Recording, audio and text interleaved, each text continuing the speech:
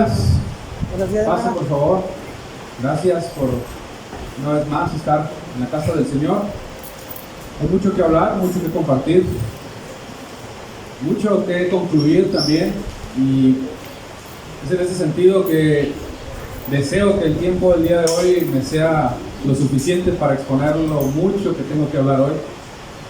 Que en fin, bueno, lo que sí tengo que dejar claro, ¿no? Es que estamos terminando nuestra capítulo tercero de la carta a Timoteo, nuestra primera carta a Timoteo que estamos leyendo, y me gustaría que ustedes hicieran un análisis, una reflexión precisa, ¿no?, de todo lo que hemos venido estudiando, tan solo en algunos versículos.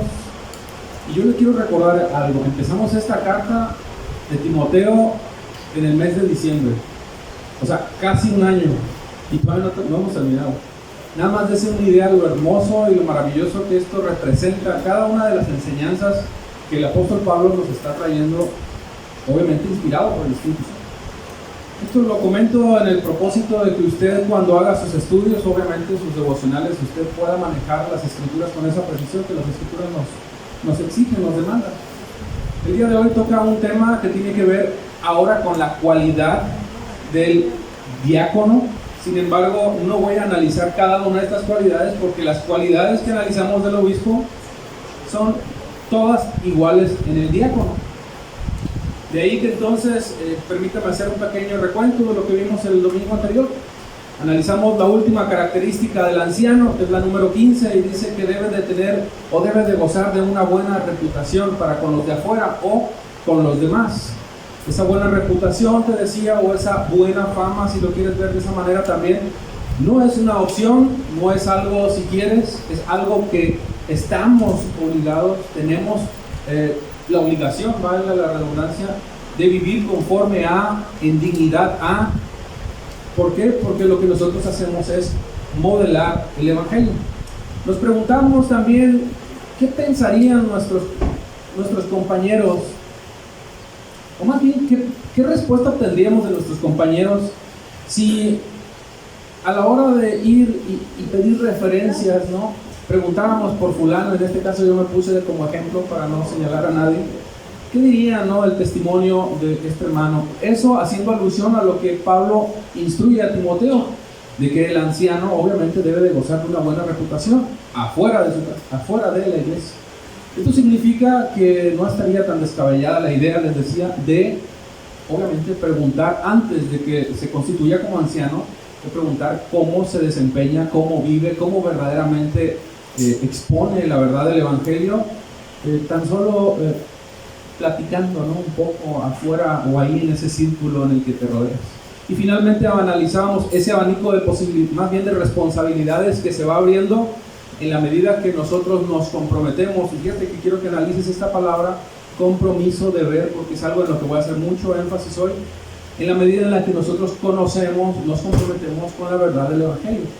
Porque la Escritura nos va llevando a un punto. El primer punto es nuestra responsabilidad con el Señor, después nuestra casa y posteriormente para con los de afuera. Así que le voy a pedir que abra su Biblia, por favor, que vayamos al capítulo 3, versículos del 8 al 13, que va a hacer referencia ahora al diaconado. Hermanos, hermanas, diáconos, servidores, todos en general tenemos que escuchar lo que el apóstol Pablo también nos quiere decir acerca del servicio del diácono. Capítulo 3, versículos del 8 al 13, en la primera carta a Timoteo. De la misma manera, también subraya eso, los diáconos deben ser dignos de una sola palabra, no dados al mucho vino, ni amantes de ganancias deshonestas, sino guardando el misterio de la fe con limpia conciencia. Que también estos sean sometidos a prueba, y si son irreprensibles, que entonces sirvan como qué. ¿Cómo qué, hermano? A ver, ¿está ahí? ¿Está ahí conmigo? Primera de Timoteo, capítulo 3, versículos 8, del 8 al 13.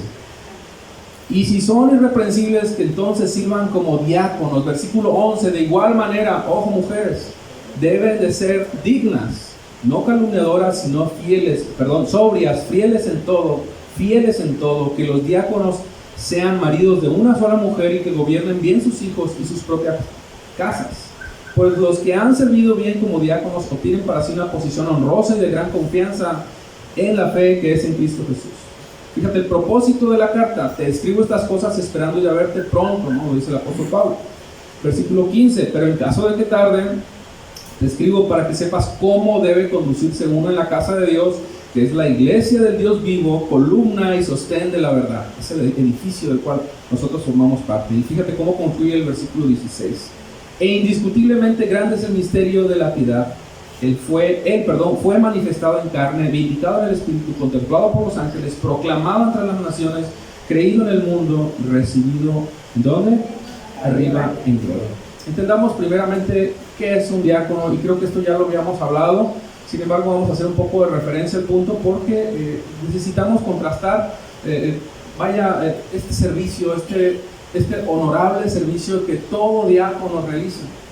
Y es que el significado de diácono es, como lo acabo de decir, ¿no? Un servidor, un siervo, un servidor, un siervo humilde. Eso es lo que significa un diácono. Y las funciones que puede tener un diácono, hermano, aunque no son muy específicas en las escrituras, porque solamente refiere uno en particular y hace referencia, ahorita lo vamos a leer, al servicio de las mesas. El diaconado ejerce una multifunción, si se puede llamar así, diversas tareas. Pero vale la pena recalcar que el diácono no es ninguna especie de comodín. No, hermanos, es un siervo, es un ayudante digno de honor y de respeto. Es un hombre que si nosotros lo conocemos, lo vemos en su vida, en cómo se desempeña, cómo se desenvuelve, obviamente tiene que cumplir con los requisitos que Dios le está demandando, y que es que sea irreprensible, comprometido con la verdad. Y me gusta mucho cómo el versículo 12 lo señala, ¿no? Precisamente como un hombre irreprensible, que también es probado en cuanto a sus obras, en cuanto a su manera de desempeñarse y desenvolverse. Dese cuenta cómo esto implica no solamente para con el obispo, sino también para con el diácono. Su labor implica un servicio en beneficio del cuerpo de Cristo y ayuda en este caso al anciano, para que pueda realizar sus funciones principales, porque la función principal del anciano es precisamente la enseñanza de la palabra. Sin embargo, lo que hace el diácono es ayudar en las tareas, colaborar con esas tareas necesarias para que el cuerpo de Cristo, pueda, como ahorita lo puede ver usted, estar cómodamente sentado en una silla. Y yo me doy cuenta y lo analizo porque lo veo como mi esposa, como diaconisa, como servidora, y uno como servidor también. Estamos dispuestos, ¿no? Estamos atentos a las necesidades. Escuchaba a mi esposa en la semana por ahí hablarle a mi hermano José: hermano, te encargo por favor esto, mira, necesito esto. Y wow, qué respuesta tan hermosa, ¿no? Sí, claro que sí. Bueno, y gracias a Dios por ese tipo de servicio, por esa clase de entendimiento que nos lleva precisamente a saber que ese es nuestro deber como diáconos: servir y servirnos. Escucha bien, servir y servirnos. Pero estas funciones las encontramos a manera de ejemplo. Una de ellas muy interesante, citada en el libro de los Hechos, un libro que nos narra una historia, un antecedente muy interesante respecto a este tipo de servicios. Pero voy a leer Hechos capítulo 6, versículos del 1 al 6. Por aquellos días, al multiplicarse el número de discípulos, surgió una queja. ¿Cómo no? Siguen surgiendo quejas, fíjense. De parte de los judíos helenistas, estos son los judíos dispersos, los griegos, ¿no? En contra de los judíos nativos, los de Palestina, es decir, porque sus viudas eran desatendidas en la distribución diaria de alimentos. El versículo 2: entonces los 12 convocaron a la congregación de los discípulos y dijeron: no es conveniente que nosotros descuidemos la palabra de Dios para servir mesas. Fíjate, ¿no? Una función, servir mesas. No quiere decir que nada más van a servir mesas. Obviamente hay muchas funciones, pero la escritura nos está narrando un antecedente, un tipo de servicio, y las funciones son múltiples. El versículo que sigue, el 3, dice: por tanto, hermanos, escojan entre ustedes 7 hombres de buena reputación, otra vez, buen testimonio, probados, hombres fieles, irreprensibles, llenos, dice la escritura, del Espíritu Santo, de sabiduría, a quienes podamos encargar esta tarea. Versículo 4: y nosotros, es decir, los ancianos, nos entregaremos a la oración y al ministerio de la palabra. Lo propuesto tuvo la aprobación de toda la congregación. Escogieron a Esteban, un hombre lleno de fe y del Espíritu Santo, y a Felipe, y a Prócoro, y a Nicanor, a Timón, y a Parmenas, y a Nicolás, un prosélito de Antioquía. Hay nombres interesantes ahí, ¿no? Dice el versículo 6, a estos los presentaron ante los apóstoles, y después de orar pusieron sus manos sobre ellos. Dese cuenta cómo en este caso tan sencillo, tan claro, tan entendible, nosotros nos podemos dar cuenta que una de las funciones precisamente del diácono, ¿cuál era? Lo acabo de decir ahorita: servir las mesas. Servir las mesas. Pero obviamente la función del diácono tiene que ver con el desempeño, el desarrollo de todas esas funciones o tareas que son necesarias para el desarrollo, para el beneficio del cuerpo de Cristo. Es por eso que al diácono se le conoce también como aquellos que atienden la mesa de los pobres. Y atendiendo esta reflexión de este comentario que encontré, en la antigüedad él dice que se sirve en la mesa a los pobres porque obviamente en el servicio que se otorgaba en la antigüedad de la iglesia, en la antigua iglesia, obviamente tenía que ver con la presentación de alimentos.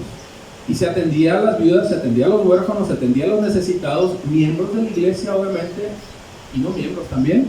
El punto es que se servían las mesas. De ahí a que al diácono se le conoce como aquellos que atienden la mesa de los pobres, aquellos que sirven la mesa de su Señor, nuestro Dios, aquellos que sirven la mesa de los creyentes. ¡Wow! ¡Qué responsabilidad! ¡Qué maravillosa función! Digna de honor, digna de respeto, digno de admirar. Y como lo digo y lo repito, no es un comodín, hermanos. Y todos somos servidores. No es que porque uno sea diácono y no sea pastor, no va a ejercer o desarrollar la enseñanza. Bueno, su función principal no es la enseñanza, pero en esencia tiene que estar preparado para la enseñanza y viceversa, ¿no? Es en ese sentido que las Escrituras nos están llevando a ese punto, a entender nuestras funciones. Las características de los diáconos, todas son iguales. Es que nomás encontramos 7, no encontramos las 15. Quiere decir que como no es el hermano, el diácono, no dice la Escritura que sea apto para enseñar, pues entonces, como te decía hace ratito, pues no hay problema. Entonces yo no me tengo que preparar por ser una persona apta para enseñar. No tengo que preocuparme entonces al ser diácono de ser una persona que utilice con seriedad, que sea preciso en las Escrituras. ¿Cómo? No. Es tu responsabilidad, es mi responsabilidad ser precisos en la Escritura, encontrarnos aprobados y por supuesto todas esas características que ya hemos leído, ¿no? Dignos, conforme a, que representas de manera maravillosa, digna de admirar aquel que te ha dado, que te ha dado las Escrituras para que tú la modeles. Obviamente también somos dignos de una sola palabra, solamente de una sola palabra. No decimos una cosa, luego decimos otra. Y temas que ya hemos analizado como no dados al mucho vino. Pero fíjate el punto también tan preciso que habla acerca de las mujeres, diaconisas.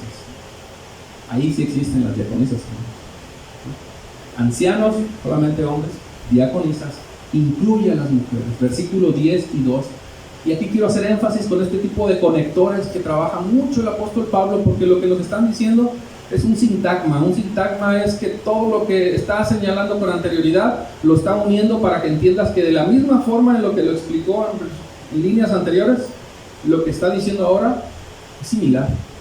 O sea, la frase, aunque omita ciertas cualidades, no tiene nada que ver que entonces el diácono lo va a omitir. No, es lo mismo.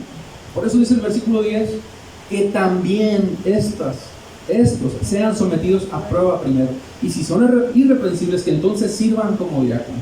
Fíjate esta otra ligadura, ¿no? De un adverbio. De igual manera las mujeres. ¿Cómo, hermanos? Las mujeres, ¿verdad? Deben ser honestas, dignas, exactamente, no calumniadoras, sino sobrias, fieles en todo, hermanos. Hermanas, no hay una exclusión para ustedes en este sentido. O sea, usted debe de ser digno. Y el apóstol Pablo es muy enfático en esto también, y en otras cartas habla, ¿no? No deben de ser calumniadoras, dadas al chisme, entrometidas, sino como maestras del bien, como portadoras de la palabra. Ustedes deben de enseñar a las pequeñas, ¿no? A las mujercitas. ¿Para qué? Para que también aprendan a modelar el Evangelio. Y concluye el versículo 12, que los diáconos sean maridos de una sola mujer y que gobiernen bien a sus hijos. ¿Y qué cosa? Sus propias casas. Date cuenta cómo todo esto que te estoy diciendo lo conecta desde líneas atrás de lo que viene hablando con los ancianos, para que los diáconos actúen en relación con todas esas instrucciones de la misma forma. Hay muchas cosas que analizar, pero quiero pasar a un siguiente punto. Y el punto tiene que ver con las particularidades del texto. Ya acabamos el capítulo 3, no seas esto. Ya vamos a ir al capítulo 4. Espero que haya disfrutado de todas estas cualidades, que fueron 15, porque hay mucha enseñanza. Pero hay mucho, de veras, hay mucho todavía que analizar. Y es la manera en la que conecta, la manera en la que nos responsabiliza. Y yo te decía hace un momento, yo quiero hablar del deber que tenemos como servidores. Y es que Pablo lo que está haciendo es denotando un enfoque mayúsculo, grande, en lo que tiene que ver con la responsabilidad, con el deber que tú y yo tenemos. Hermanos, tenemos un deber. ¿Sí lo sabe, verdad? Creo que el domingo pasado les dije, y lo vuelvo a repetir, no estamos jugando a la iglesia, no estamos jugando a ser líderes, estamos siendo iglesias, ciertamente llenos de errores, llenos de equivocaciones, llenos de imperfecciones, pero es por su gracia nada más que tú y yo podemos hablar la palabra, vivir la palabra, edificarnos en la palabra. Y lo que está haciendo el apóstol Pablo es precisamente no quitando el enfoque en cuanto a lo que tiene que ver en las funciones, las cualidades, pero también todo lo que tenemos que hacer en beneficio del propio cuerpo. Te decía el versículo 10 que estos sean sometidos a prueba primero. Es un conector que nos está haciendo con lo que nos acaba de señalar en relación con los ancianos. Que las mujeres sean dignas. Te decía que son palabras, frases u oraciones, los sintagmas, que lo que hacen es hacer referencia de lo que anteriormente se señaló, para que entiendas que todo lo que antes se señaló lo conectes, ¿no? lo ligues, lo vincules, de tal manera que tú entiendas que nada, más bien que todo lo que está hablando el apóstol Pablo para con los diáconos está relacionado también con el anciano. Somos ancianos, somos diáconos, todos somos servidores. Tenemos un alto privilegio, una alta responsabilidad de edificarnos y edificar al cuerpo de Cristo. Pero es importante también entendamos que ningún cargo, por muy pequeñito que ésta se puede ver, por muy insignificante el servicio que tú creas que estás desempeñando, debe de ser menospreciado. Todo servicio, hermanos, requiere santificación. Ningún cargo te da más privilegios. Ningún cargo, ya sea anciano o diácono, te omite o te excluye de que tu proceso de santificación, o más bien de que tu santificación no la debes de perseguir con ahínco, con fuerza. No. Tú tienes que esforzarte de la misma manera como lo hace un anciano. No que porque tú eres diácono y no eres apto, más bien no estás en tu función, no es enseñar la palabra según. Y lo digo a según, no porque, lo decía hace un ratito, no porque no tengas que enseñarla, es que tienes que enseñarla, tienes que ser preciso en las escrituras, pero la función principal no es esa. Lo que la escritura nos está diciendo es que todos tenemos ese mismo compromiso con el Evangelio. Todos tenemos la hermosa responsabilidad del deber para con la iglesia del Señor, de vivir y de servir para su gloria, de servir con integridad a nuestro Señor, a nuestro hermano, y que nadie dé por el hecho de que porque tenemos un cargo como el de anciano, por ejemplo, bueno, tenemos revelaciones especiales, derechos o privilegios especiales, nada que ver. Todos tenemos la misma responsabilidad. Todos somos gobernados por lo que dicen las Escrituras. Y aquí entro al siguiente punto, que tiene que ver con el deber, y ay Dios, definitivamente no va a alcanzar el tiempo. Pero bueno, hermanos, si hay algo que voy a tratar de hacer es resumirlo. Estamos comprometidos con el Señor, comprometidos con su iglesia y comprometidos los unos a los otros. Y no exagero si te digo que estamos comprometidos allá afuera. Quería señalar esto que te voy a decir líneas después, porque obviamente es conforme lo traigo, ¿no? Así en mi bosquejo, en mi enseñanza, pero miren, es tan maravilloso como el apóstol Pablo en su carta a los Romanos, capítulo 13, no recuerdo, ahorita lo vamos a ver, 16 o 13, me parece 13, dice que no debas nada a nadie, ¿no? Digo, y si debes algo al que impuesto, paga impuesto, al que tributo, impuesto, tributo, al que honor, honor. Pero dice, pero si tú algo tienes que deber, si algo debes, y con eso quiero enfatizar mucho el deber que tenemos los unos para con nosotros, si algo debes o algo tenemos que deber los unos para con nosotros, ¿qué cosa es? Amor. Y es ahí donde está el punto. Es que es bueno que presentemos nuestro servicio a Dios, pero nuestra primera responsabilidad, nuestro primer deber es el día a día trabajar en ese sentido. Es que yo no amo a mi prójimo un día y después no lo amo. Es que mi hermano tiene un carácter insoportable y hoy no quiero amarlo, hoy no lo tolero. No, diariamente. Si algo podemos decir es que si estamos comprometidos realmente con la verdad, es que esa verdad nos lleva, nos constriñe, nos empuja a ese sentido, a sentirnos comprometidos de que día a día tú y yo estamos endeudados. Hermano, yo estoy endeudado contigo. Yo te debo amor. Yo te debo amor. Y hoy, y mañana, y pasado tengo que seguir pensando de esta misma manera. ¿Para qué? Para que su palabra cause un efecto verdaderamente en mí. Es que yo sé que yo verdaderamente yo no voy a querer amar, porque muchas veces van a haber cosas que no me van a permitir querer hacerlo, ¿no? Situaciones, circunstancias, lo que tú quieras. Pero mi deber es ese. Yo estoy endeudado contigo. Tengo que amar. Y ese es mi deber. Ahí empieza nuestro deber. Un deber refiere a un compromiso, una responsabilidad que adquirimos. ¿Acaso tú quieres venir a los pies del Señor pensando que no existe una responsabilidad? O sea, queremos omitir dentro de las Escrituras el deber que tenemos para con el Señor, para con su iglesia, para con el cuerpo de Cristo. Hermanos, somos piedras vivas. Hermanos, fuimos llamados a ser santos, a dignificar el carácter de Cristo. Ciertamente nos equivocamos, lo decía ese momento. Pero eso no es un motivo para que nosotros claudiquemos. Nosotros tenemos que cobrar ánimo, cobrar fuerza en su palabra, fortalecernos en la gracia del Señor, que son de las cosas que el apóstol Pablo también le dice a Timoteo: fortalécete en la gracia. Capítulo 2, me parece capítulo 2, versículo 20 en adelante. Fortalécete en la gracia, sé un buen obrero del Señor. Sé parte de los sufrimientos que yo también estoy sufriendo. Sé un buen soldado del Señor. Ese es nuestro deber.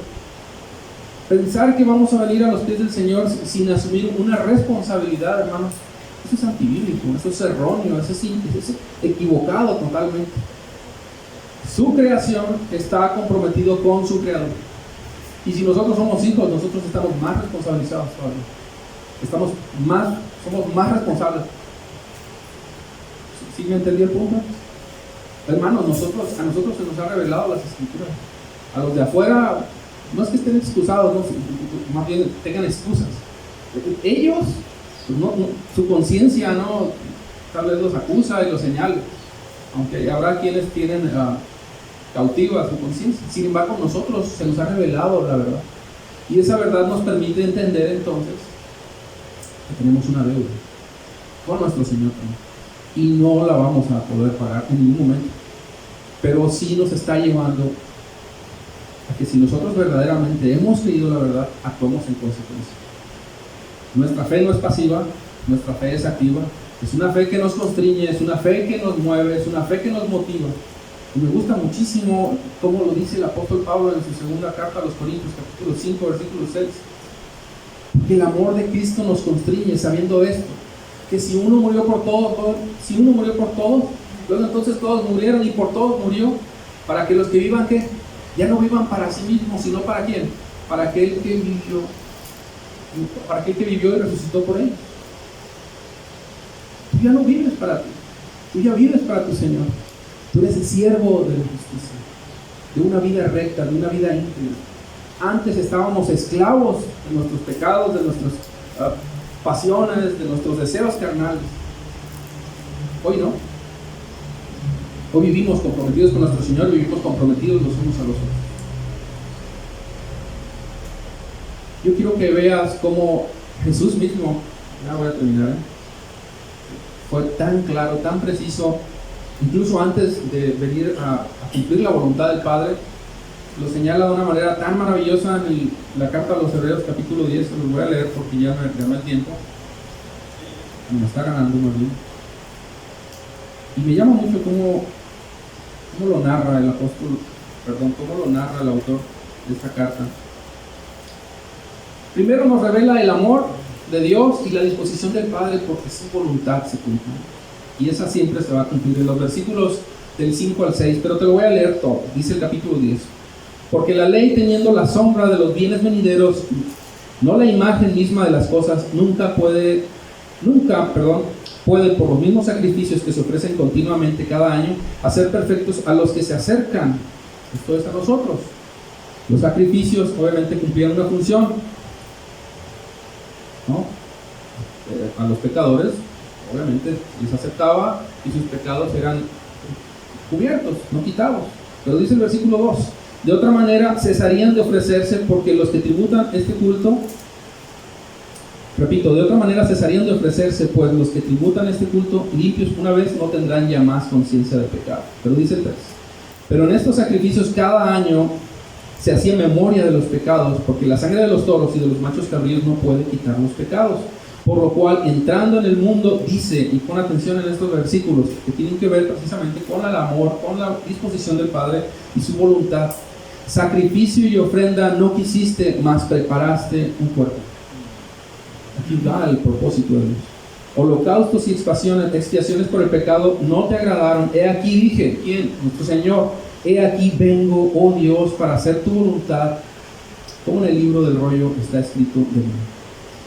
Diciendo primero, sacrificios y ofrenda y holocaustos y expiaciones por el pecado no quisiste ni te agradaron, las cuales cosas se ofrecen según la ley. Sigue el versículo 9. Y diciendo luego, he aquí que vengo, oh Dios, para hacer tu voluntad. Quita lo primero para establecer lo segundo. Ve cómo la insistencia de nuestro Señor tiene que ver con la voluntad, ¿no?, del Padre, el deber, su responsabilidad. Y no es algo que hizo porque tuvieran que hacerlo, lo hizo con amor. A Jesús no le quitaron la vida, Él la entregó por nosotros. Y este es el compromiso que nosotros encontramos de Él. Entonces, pensar que nosotros no tenemos una responsabilidad en lo que Él hizo en la obra, en la cruz, en su sangre preciosa, es no solamente ser omisos, es actuar con necedad. Pero fíjate lo que dice el versículo 10. En esa voluntad somos, ¿qué cosa? ¿Quiénes? Nosotros, por la voluntad del Padre. En esa voluntad somos santificados mediante la ofrenda del cuerpo de Jesucristo, hecha una vez para siempre. Una vez, hermanos, no va a haber más. Y ciertamente todo sacerdote día tras día ministrando y ofreciendo muchas veces los mismos sacrificios que nunca pueden quitar los pecados. Está hablando de los sacrificios anteriores, antes de Cristo. Pero fíjate, voy a concluir con esto, ¿no? En el compromiso ahora que nosotros como entendidos tenemos para con nuestro Señor. Y me voy al versículo 19. Así que, hermanos, teniendo libertad, ojo, nuestro deber, ¿no? Tenemos una libertad que podemos disfrutar en Cristo. Teniendo libertad para entrar en el lugar santísimo por la sangre de Jesucristo, por el camino nuevo y vivo que Él nos abrió a través del velo, esto es, de su carne, y teniendo un gran sumo sacerdote, un gran sacerdote sobre la casa de Dios, acerquémonos, comprometámonos, vengamos delante de Él con esa seriedad, con esa responsabilidad que su palabra nos demanda, pero como con un corazón sincero y con plena servidumbre de fe, purificados los corazones de mala conciencia y lavados los cuerpos con agua pura. Pero fíjate mi siguiente responsabilidad: mantengámonos firmes sin fluctuar en la profesión de nuestra esperanza, porque fiel es Él que lo prometió. Fiel es nuestro Señor. El versículo 24. Y considerémonos unos a los otros, ¿para qué cosa? Ahí está tu deber, para estimularnos al amor y a las buenas obras. Repítalo, dígalo, que se le quede ahí clavado en su corazón, por favor. Lo voy a repetir, no dejando de, perdón, el versículo 24, y considerámonos unos a otros para estimularnos al amor y a las buenas obras, no dejando de congregarnos como algunos tienen por costumbre, sino exhortándonos, y tanto más cuanto veáis que aquel día se acerca. Hermanos, nosotros estamos comprometidos los unos a los otros. Hemos recibido la verdad, y su verdad nos ha hecho libres. Nosotros no podemos actuar de conformidad o de acuerdo a los patrones que el mundo establece para una vida social, ¿no? Al mundo háblale de responsabilidad y de deberes y mira, va a hacer esto. No quieren ni casarse, ¿no? Le tienen miedo al matrimonio. No les hables de hijos, por supuesto. Mucho menos de amor al prójimo y obviamente con Dios, deuda de qué van a decir. Nosotros sí. Nosotros hemos entendido la verdad. Y en esa verdad es que nos movemos y anhelamos que seamos cada vez más empujados, guiados, no sé qué otra palabra poner ahí, pero la que usted crea que aplica, por favor, póngale en su corazón y que esa verdad lo lleve a un punto. Es el punto que quería culminar y que obviamente no me alcanzó el tiempo. Mi responsabilidad con el Evangelio, mi compromiso con la iglesia, mi responsabilidad para con los de afuera, pero la más importante, con su voluntad. Esa debe de ser nuestro deseo, hacer su voluntad, porque así nos es enseñado por nuestro Señor. Amén. Amén. Su voluntad en nosotros, ese debe de ser nuestro deseo. Así lo dice el salmista: mi deseo, mi anhelo, mi todo es hacer tu voluntad. Padre, gracias, Señor, porque sin duda alguna, Señor, somos empujados en esta verdad, una verdad que es reveladora, una verdad, Señor, que nos lleva a preguntarnos si verdaderamente estamos siendo ejemplo, Dios, allá afuera, pero también que nos lleva al punto de entender, de ver, Señor, qué tan cierto es nuestro compromiso por la verdad. Padre, yo deseo que cada palabra expuesta en este momento haya sido como un martillo, Dios, y que lejos de observar palabra de hombres, se observe tu palabra, Señor, porque es la que puede romper esa piedra que está en nuestro corazón, que nos lleva, nos empuja al compromiso que tenemos como cuerpo, como iglesia, como piedras vivas, como santos, como escogidos, como linaje que somos, como real sacerdocio, hombres y mujeres, diáconos, ancianos, todos cumpliendo nuestro deber en amor, en entrega de tu palabra, Señor. Todo sea para ti, en el nombre de Jesús. Amén. Bendecido Dios.